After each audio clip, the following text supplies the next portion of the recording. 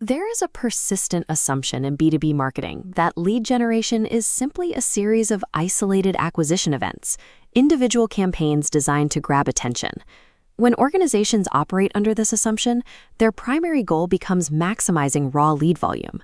But pouring unverified, low-intent contacts into a sales pipeline creates severe bottlenecks, wasting sales resources and degrading overall revenue efficiency. The reality of modern B2B lead generation is that it operates as a formalized, continuous process. We call this a revenue architecture. As this blueprint shows, it requires the strict integration of marketing, sales, and data infrastructure to reliably transform market awareness into measurable pipeline. To understand how this system functions, we are going to build it from first principles. Doing this requires abandoning the campaign-centric mindset. Eliminating friction in a pipeline demands an engineering mindset. Survival in complex B2B markets requires building a predictable, highly interconnected machine rather than executing standalone marketing tactics. To engineer this architecture, we have to start by redefining its primary input, the lead. A form completion or a list of static contact information is insufficient. Today, a valid B2B lead is a verified business entity possessing identifiable purchase potential and a traceable history of engagement behavior. Let's look at how we classify their readiness.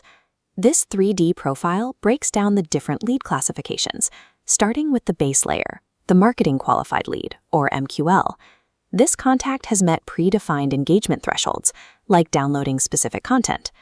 The second layer adds rigorous vetting for direct sales outreach, turning that contact into a sales qualified lead.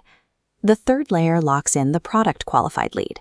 Here, qualification is driven by actual user interaction and demonstrated value within a software product or free trial. Finally, this dynamic halo represents the intent-based lead. This classification relies entirely on inferred behavioral data tracked across various digital environments before the user even submits their information. Each classification represents a different level of buyer readiness. Without accurately sorting leads into these categories based on their behavior, the system cannot apply the proper handling protocols, leading to misallocated sales resources and misaligned communication from the very first touchpoint. Once leads are defined, they move through a sequential 6-stage infrastructure. The performance of this system depends entirely on how effectively leads transition from one stage to the next. We can see this flow in this system pipeline diagram, beginning on the far left with target identification. Here, organizations define their ideal customer profiles using precise firmographic and technographic attributes. As the targeted entities move rightward, they enter the attraction and engagement stages. Diverse channels capture their attention and translate those interactions into trackable digital data trails. Next, the leads enter a sorting matrix for qualification and nurturing. The system uses scoring models to evaluate their intent and deploys structured communication sequences to move them toward purchase readiness. The final stage is the sales handoff and conversion. The fully sorted, high-priority leads exit the pipeline, equipped with the contextual data the sales team needs for efficient closing. Each of these stages introduces potential friction. If a transition between two steps is broken, isolated optimization within a single step cannot fix the leak. Treating these 6 stages as interconnected gears is the only way an organization can dictate pipeline quality and velocity rather than hoping for random conversions. Let's focus back on the attraction stage. To stabilize pipeline performance and capture demand across different levels of buyer awareness, organizations must diversify their acquisition channels. The critical rule for evaluating these sources is that channel performance varies based on the depth of user intent, not just raw acquisition volume. This scatterplot maps the comparative performance of different lead sources, plotting raw lead volume against intent quality. High-volume channels like organic search and paid media capture users actively evaluating solutions. They plot heavily on the right side for volume, but their intent quality remains highly variable. By contrast, lower volume channels like webinars and partner referrals yield much higher conversion rates and shorter sales cycles due to built-in trust. We plot these in the maximum intent quadrant. Product-led acquisition sits in a unique position. By capturing usage-based qualification signals, it provides both high volume and very high intent, placing it in the optimal top right quadrant. Optimizing this mix requires aligning your channel selection strictly with the constraints of your business model regarding speed, scale, or deal size, rather than simply maximizing leads. Without a structured qualification framework, the channels we just mapped will produce inflated metrics that completely fail to convert into revenue.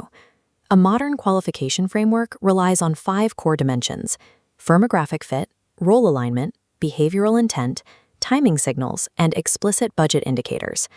Modern systems use predictive modeling to process these variables, combining static attributes with real-time dynamic behavior for highly accurate lead prioritization.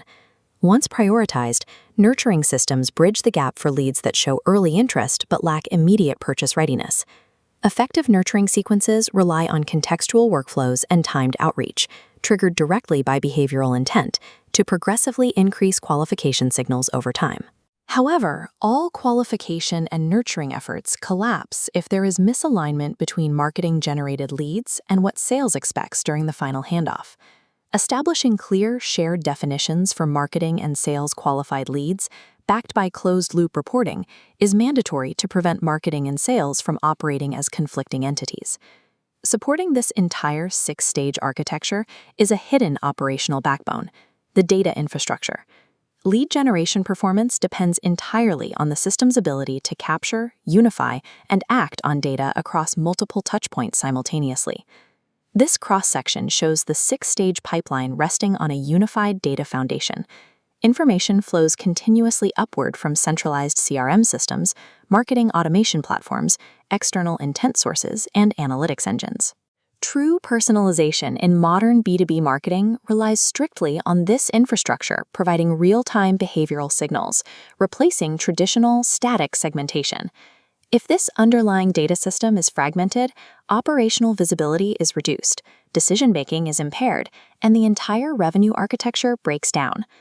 To evaluate this architecture, organizations must abandon surface-level metrics like website traffic or raw form submissions. They do not reflect true system effectiveness. Measurement must be pipeline-centric. The ultimate indicator of quality is the lead-to-opportunity conversion rate. We can see this shift clearly on this dashboard. The vanity metrics are discarded in favor of crucial performance indicators: total pipeline value generated, sales cycle duration, and customer acquisition cost.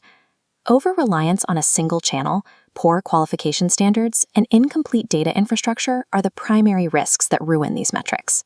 B2B lead generation in 2026 is defined strictly by the integration of systems, not the execution of individual tactics. Organizations that treat lead generation as a comprehensive infrastructure achieve predictable growth, leaving their campaign-driven competitors behind.